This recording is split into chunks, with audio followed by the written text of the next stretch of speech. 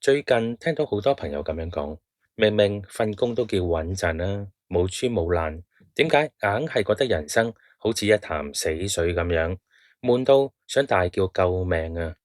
嗱，答案原來好簡單，因為我哋俾人洗咗腦啊！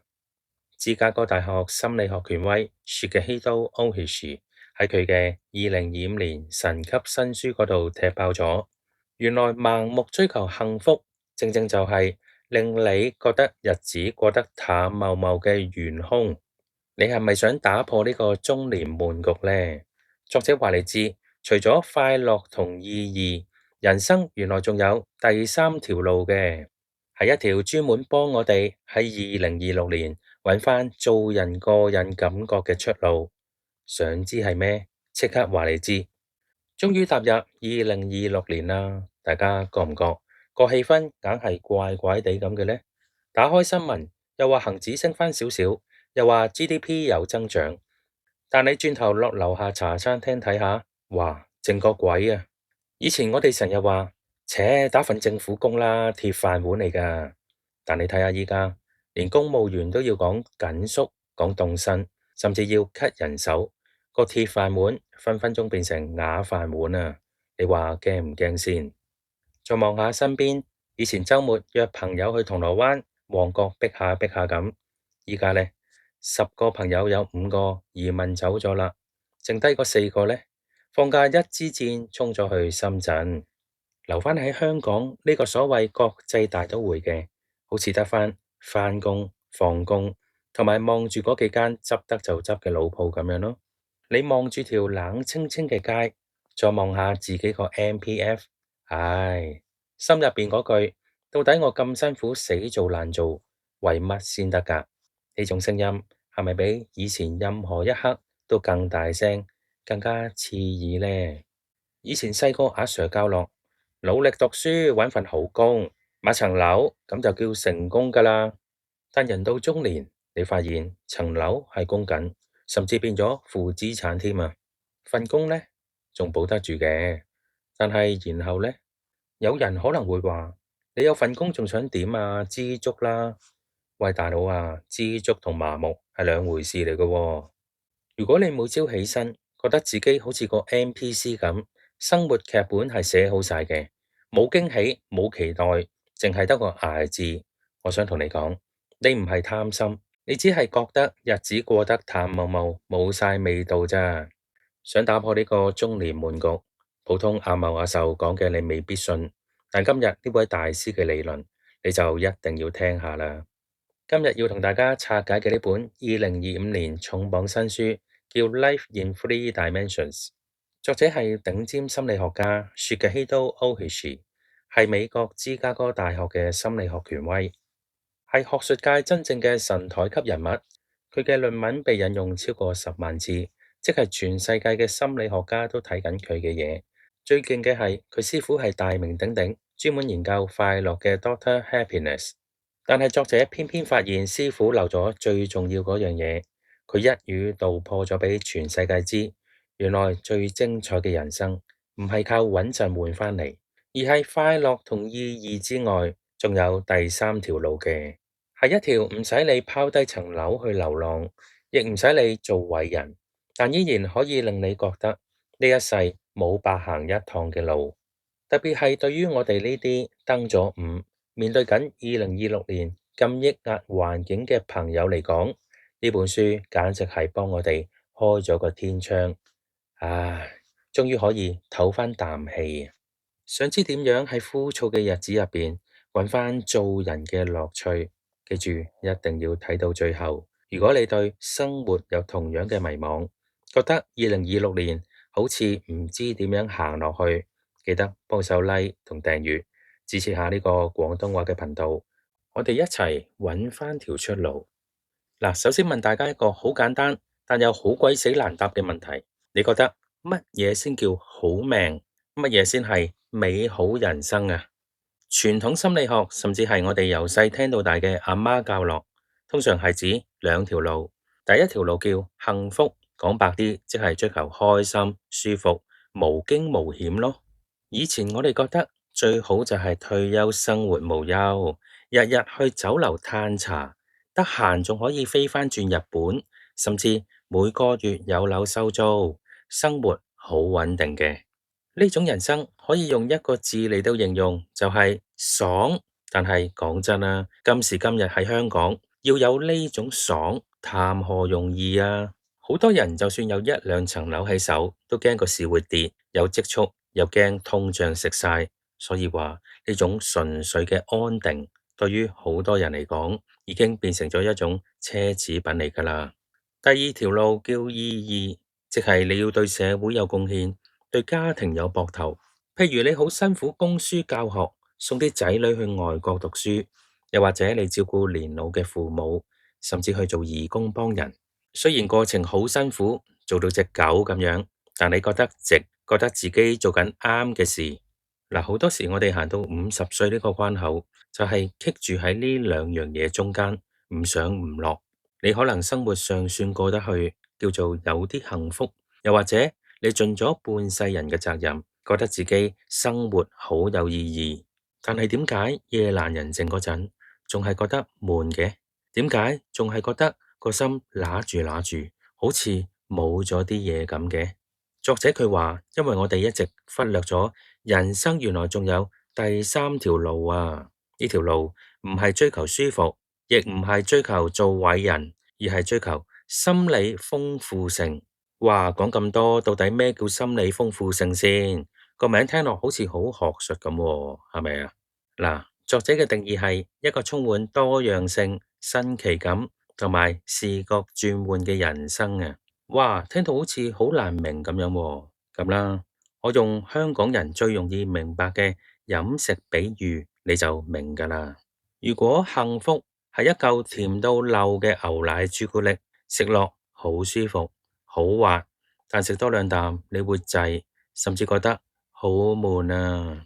意義就係一碗阿媽煲嘅老火湯，或者一碗24味，好補身，對你有益。你知道一定要飲，但未必享受咯。咁心理豐富性係咩呢？佢就係一杯濃縮咖啡 espresso 啦。佢未必甜㗎喎，甚至可能有啲苦，有啲澀，但係佢嘅口感好複雜，好有層次。飲完你會哇一聲，成個人醒晒，甚至過咗好耐，你都仲記得嗰種味道。真係唔能夠唔講，書入邊舉咗個好正嘅例子，大家都應該識嘅。已故名廚 Anthony Bourdain，佢一生周遊列國，唔係去嘆世界嘅，而係去啲山卡拉嘅地方，食盡天下古靈精怪嘅嘢，去過戰亂嘅地區，見過最窮同埋最有錢嘅人。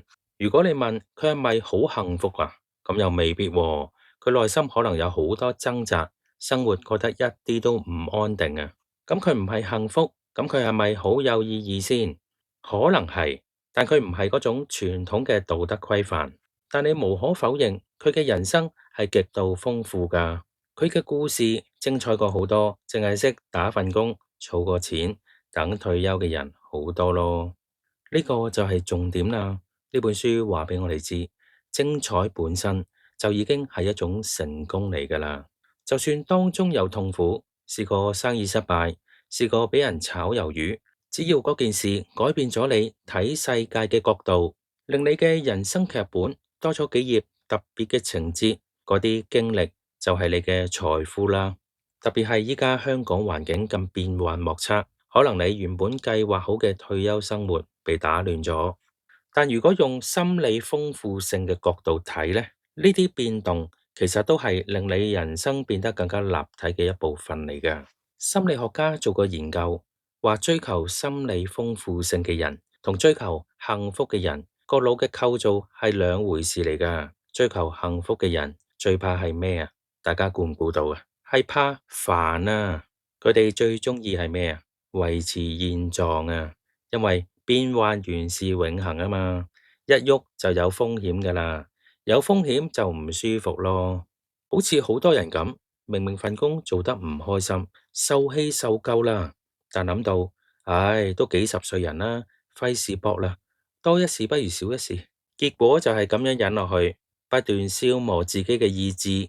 但係追求豐富性嘅人就唔同啦，佢哋個腦係充滿好奇心嘅。佢哋唔介意，即使嗰件事可能有少少辣手，甚至有少少伏，但只要覺得，咦，有新嘢學喎，未試過喎，過癮喎，佢哋就會去試噶啦。點解我話我哋呢啲登五嘅人最需要呢樣嘢呢？因為到咗我哋呢個年紀，我哋個腦好容易跌入一個自動導航模式噶。你有冇發覺返工行死同一條路，搭車坐死同一個位，食飯都梗係去嗰幾間茶餐廳噶啦，叫餐都係一樣，永遠都係 A 餐凍檸茶少甜，約朋友出嚟永遠都係嗰班舊同學，講嘅話題都係當年讀書點點點點，講咗30幾年都仲講緊，悶唔悶啊？呢種穩定表面上係舒服，但其實係一種心理停滯，就好似部電腦死咗機咁，畫面定咗格，你以為自己活咗365日，其實你只係活咗一日咋。不過重複咗364次。嗱，大家唔使驚，作者嘅研究俾咗粒好大嘅定心丸我哋，要打破呢個死局，唔使拋妻棄子去環遊世界，亦唔使賣樓去追夢。喺香港手停口停，要養家要供樓，邊個咁亂嚟先？作者話重點係在於視覺轉換，即係換副眼鏡睇世界，就係咁簡單咋。嗱，講到呢度，大家可能會諗，喂，講就天下無敵，具體應該點做先？係咪又要我拎10萬8萬出嚟去旅行先？黐線啦，梗係唔係啦！依家嘅市道咁艱難，我幫大家總結咗3個完全唔使錢乜滯嘅，但即刻可以令你人生變豐富、變立體嘅方法，聽住咯，好實用噶。第一招叫微冒險。大佬啊，我都知大家想去南極睇企鵝，去北極睇極光，但機票好貴啊嘛。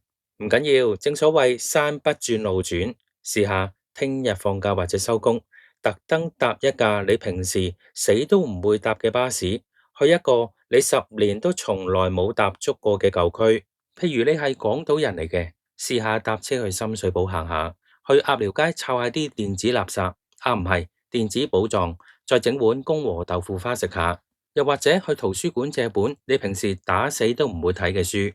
你平時睇開財經雜誌嘅，試下借本講種花嘅書。你平時睇開小說嘅，試下睇本講量子力學嘅書。就算睇唔明都唔緊要噶，呢啲睇嚟好似無聊嘅事，其實係幫你跳出舒適圈嘅微小刺激啊！當你個腦接收到新嘅資訊，佢就會叮一聲醒晒，你就唔會再覺得日子係一潭死水啦。第二招，主動同唔同 channel 嘅人傾偈。講真，我哋呢啲中年人最鍾意做咩啊？最鍾意圍爐取暖咯，成班大叔大嬸圍埋一齊，唔係講仔女，就係講當年自己有幾勁，再唔係就鬧下啲後生仔唔捱得。係，咁係好舒服嘅，但你會越嚟越固執，越嚟越變老屎忽㗎咋。嗱，試下咁啊，下次搭的士，同個司機大佬傾多2句，問下佢，喂，師傅，最近生意點啊？有冇遇過啲怪嘅客啊？又或者同公司個00後實習生食餐飯，嗱，千祈唔好用教精你嗰種口吻喎，試下真心啲問下佢，喂，其實你哋放假鍾意玩啲咩㗎？你點睇依家個市啊？當你發現，咦，原來個世界可以咁睇㗎喎，嗰一刻你就賺咗啦，你嘅世界觀即刻闊咗，呢樣嘢有錢都買唔到㗎。第3招，亦都係最重要、最重要嘅一招，重新定義你嘅苦難。在座咁多位朋友，行咗幾十年人，邊個冇經歷風浪啊？可能你試過生意失敗，試過離婚，試過大病一場，甚至因為最近個市差，身家縮咗一大截，肉都赤埋。如果用幸福嘅角度去睇，呢啲全部都係不幸，係失敗。諗起都想喊，覺得自己好慘，係咪？但係嗱，轉個彎諗下，如果用心理豐富性嘅角度睇，各位，呢啲係你人生小說入邊最精彩、最扣人心弦嘅章節嚟㗎。試諗下，如果你睇一套戲，個主角由頭到尾都順風順水，食好住好，你會唔會仲想睇啊？呢啲咁嘅情節一定悶到你瞓着。醒返就一齊嗌回水啊！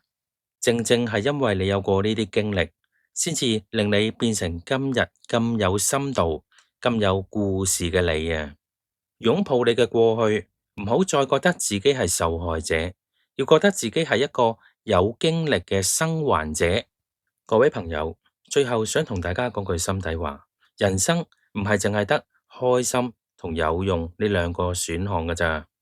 如果你覺得生活好悶，覺得棘下棘下，甚至覺得前路茫茫，試下轉個方向去追求豐富啦。寧願要一本有哭有笑、情節豐富嘅回憶錄，都唔好要一本由頭到尾都係白紙嘅日記簿。去試新嘢啦，去感受啦。就算個過程有啲苦，有啲澀，嗰啲都係屬於你自己獨一無二嘅味道。食慣咗甜品，試下飲杯齋啡，可能你會發現，原來苦盡甘來嘅回甘，先至最令人回味無窮啊！好啦，今日呢本《Life in Three Dimensions》就同大家分享到呢度。如果你覺得呢條片講中咗你嘅心聲，或者你有朋友最近覺得好迷茫，請你 like 同訂閱，順便 share 埋俾佢。特別係嗰啲成日呻好悶嘅朋友。多謝你收聽今日嘅8分鐘一本書，我係書豪，我哋下集再見，拜拜。